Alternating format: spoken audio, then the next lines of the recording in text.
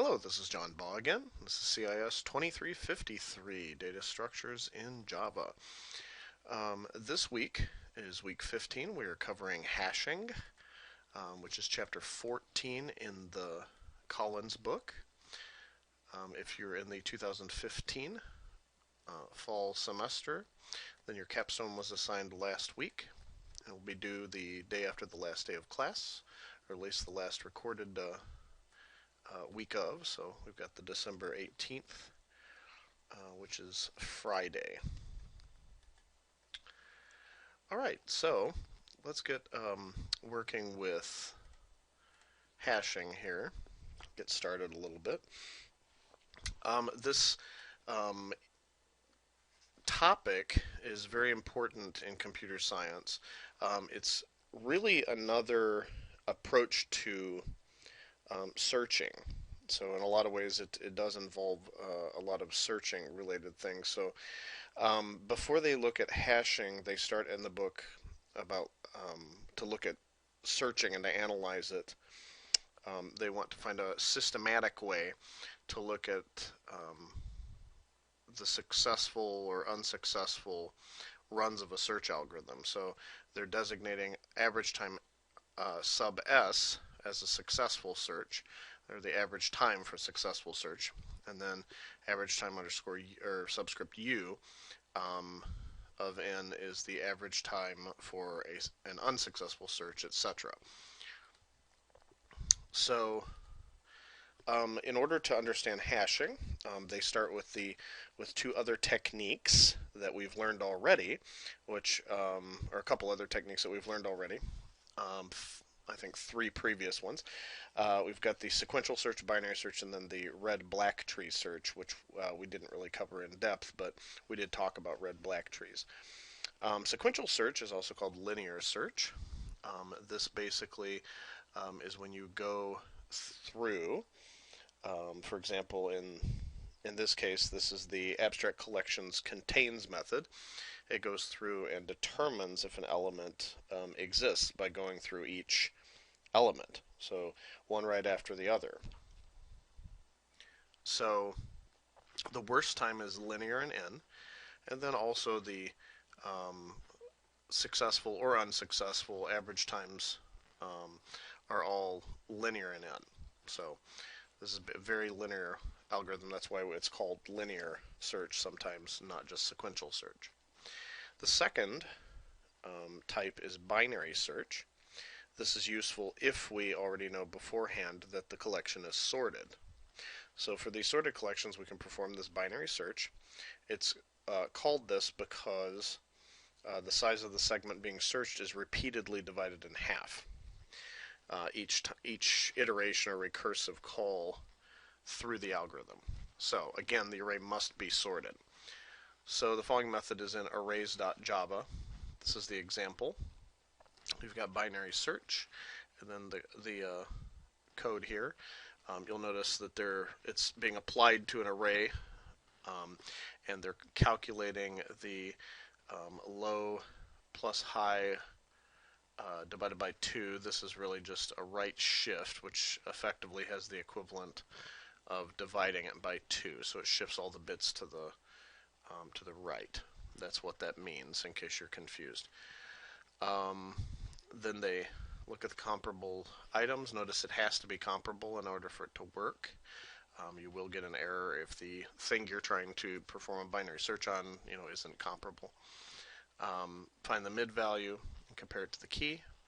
If we found the key, that would be the else section right here. Otherwise, if it's less than, if you look in the upper half, then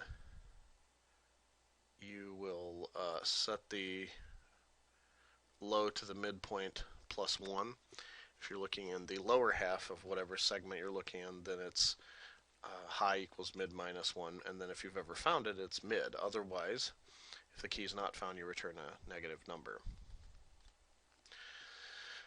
So the worst possibility for an unsuccessful search is logarithmic in n, and it's the same. That is the same for the worst average times Actually, binary search, they may have that a little bit messed up. The worst. Oh yeah. Okay, that's right. That's right. I'm sorry. I thought they were. I read as linear. This is logarithmic in n, so it's a log of n. So that is correct. So the unsuccessful search and then also the successful searches for worst or average will be logarithmic in n. Red-black tree search. They make use of the red-black tree. So it's also a logarithmic search. If you can construct a red-black tree, then you can go and perform that as well. So it's very similar. In many ways, it's similar to the binary search.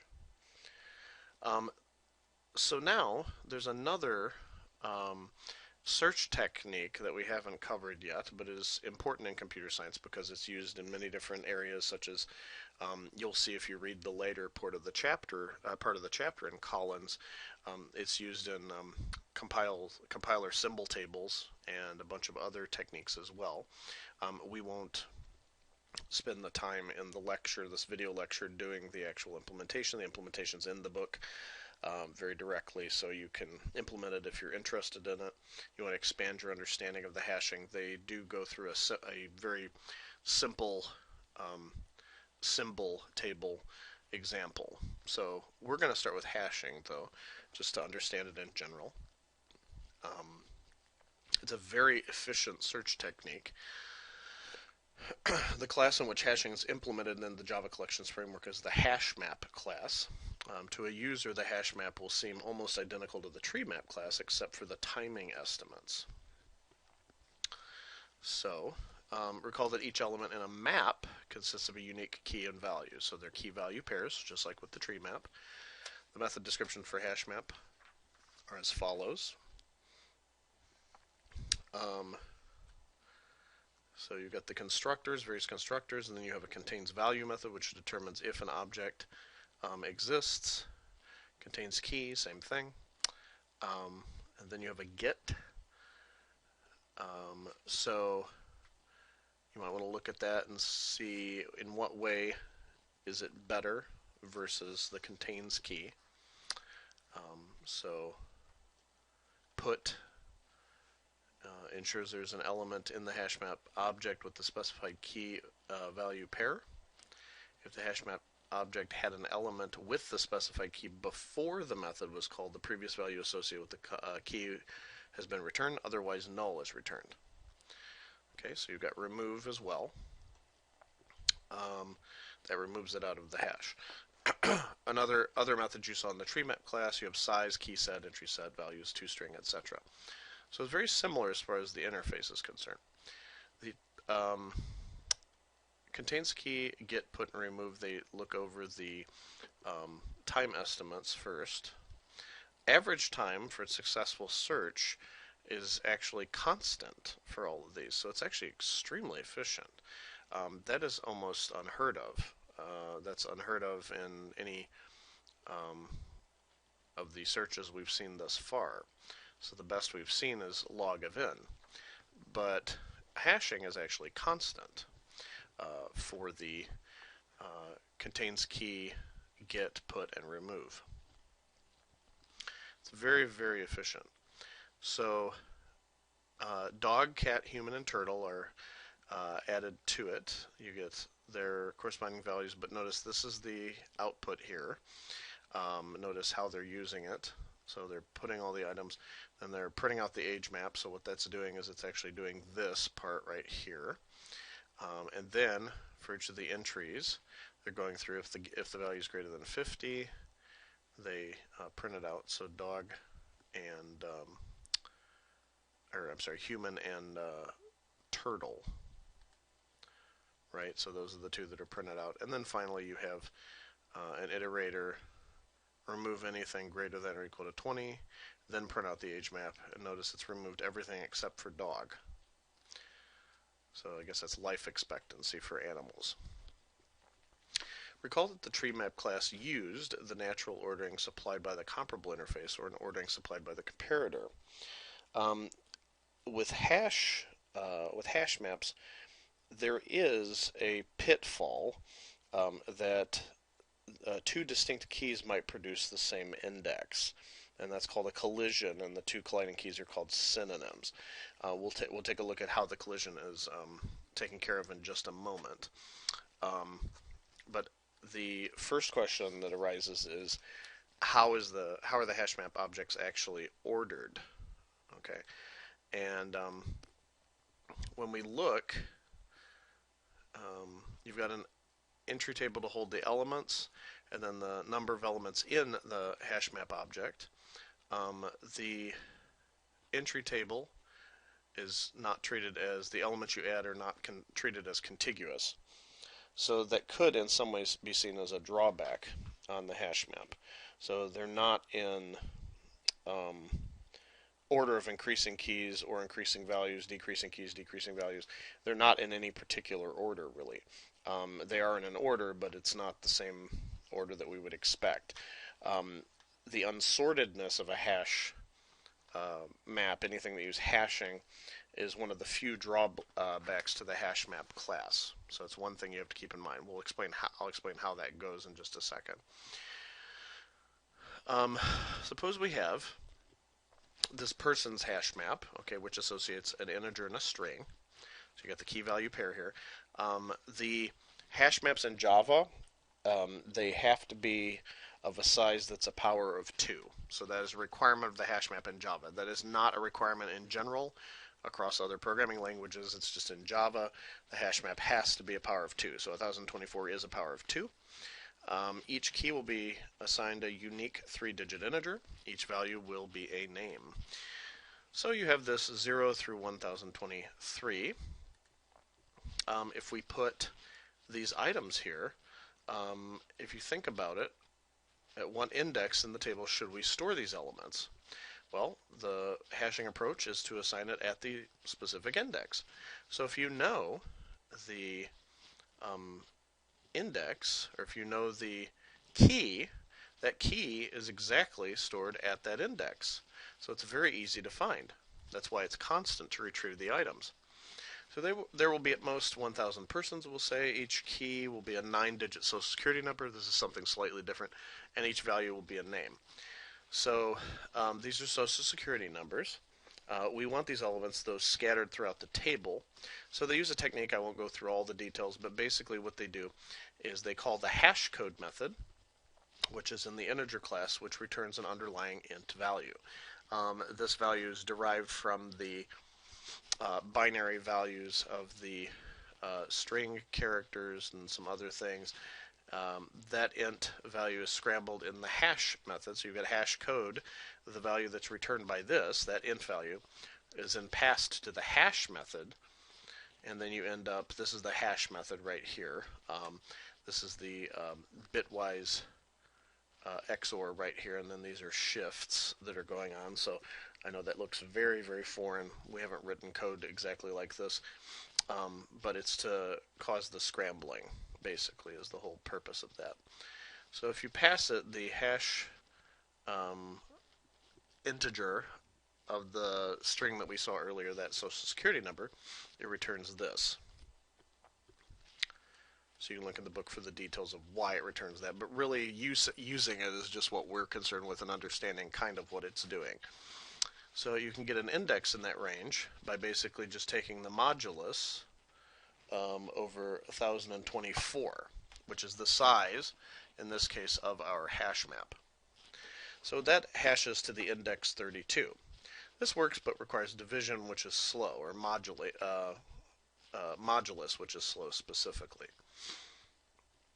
So this is actually faster. Notice we're doing the same exact thing, but in this case we're using a bitwise AND. Okay, so it basically converts this to a binary, converts this to binary, and then goes bit by bit and ANDs each bit, and then the result is what we want. So that's the same result there. For example, for each pair of bits A and B, if A and B are both 1 bits, A and B equals 1, otherwise A and B equals 0. So if they are both 1, you return a 1. If they're If not both of them are 1, then it returns a 0. In any case, whether they're both zeros, 1 and a 0, it doesn't really matter. Those are all zeros. So this is our result here, is the 1001. As a 32-bit integer, 1023 is this value. So if we take some value w and 1023, it returns the rightmost 10 bits of the operand w. In general, so rightmost bits here, in general this works well, but requires the table length to be a power of 2. So that's why the hash maps require that there be a power of 2. So here's the different social security numbers. The hyphens are just there for clarity, readability sake, like we normally know social security numbers. Notice that this is the hash value that results from them. Now, if there's a collision, we would call these two values, like this right here and this number right here, we would call them synonyms. Okay, so keys that yield the same index are called synonyms. When two different keys yield the synonyms, this is called a collision. So there's been a collision in this case, in that if you use the same technique we used earlier, this social security and that social security both put a 32. So hashing itself, we'll talk about how do we handle collisions in just a second. Hashing is the process of transforming a key into an array index. That's basically all it means. The general idea is you have a key transformed into an index. You have the hash of the key code, key's hash code, bitwise and with the table length -1. So then you have to handle collisions, and we're going to talk about collision handling in just a moment.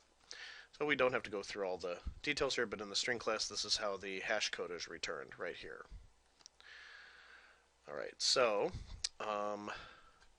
as you might have guessed, hashing is inefficient when there are a lot of collisions. Because if you hit a collision, then you got to try it again, do something else. Collisions are bad. So users of HashMap class hope that the keys are scattered fairly randomly, uniformly throughout the table.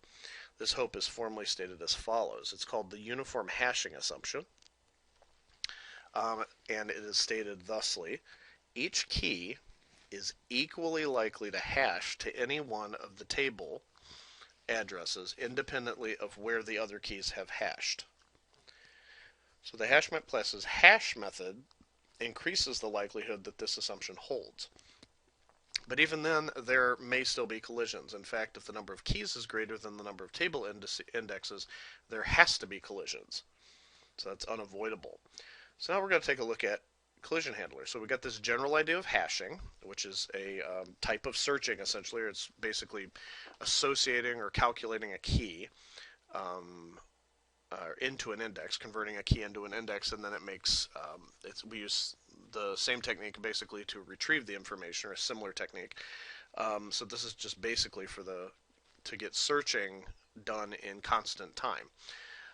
So you know that there has to be some sort of collision. So we kind of know what a hash table is, and we have some ideas of what the hash map is in Java. So how do we actually handle these collisions, or how are these handled behind the scenes? One technique, there are other techniques as well. We'll take a look at another one in a moment. One technique is called chaining. This one's actually a very, very clever way to do this. Basically, when you hash, when you retrieve an index from a particular value that comes from our hashing method, you will store that element in a node at the particular index. But it's basically a linked list. So let's say there's a collision at index 2, then that means if the second element that occurs there will actually appear as the second element in the linked list at that particular index. So when you go to an index, you can look at that index at the linked list, and if there's more than one element, you can search that. Then it basically, as long as it's not too bad, it won't degrade into a sequential search. But it could be very, very simple as long as it's it's kept to a minimum. So this is how the Java collection framework implements hashing. It uses chaining. So the table length again must be a power of 2. All right, so you have the entry table and int size, a load factor, which is the maximum ratio. Load factor in general does not necessarily mean maximum ratio, it just means ratio, but in this case, again, Java specific or hash map specific, more precisely, this is the maximum ratio. Then you've got the threshold. When a size reaches this particular threshold, the table is resized to 2 times the current table length during the next insertion. So the threshold in the hash map is 75%. So it's basically when it reaches 3/4 of its size, the hash map is more likely, as you start adding more elements, that you're going to have more collisions, which makes it inefficient. So it resizes and copies the elements over. So it's a little bit of overhead in that case, but it's really not that bad overall. So these numbers were particularly rigged to get collisions. So here's the idea: insert the elements with these keys into a table of length 1024. So you got this, it goes to 0, this goes there. Notice this also hashes there, so does this one. So you just basically make a linked list at each location. So 261, all of these, this one, and this one, all hash to that number 261. So we create a linked list at that particular location, that particular index. So the load factor is 75%. The table gets resized at that point. So it'll be resized to 2048 when the size is greater than or equal to 768, which is 75% of 1024. And then put is called again, it will resize it.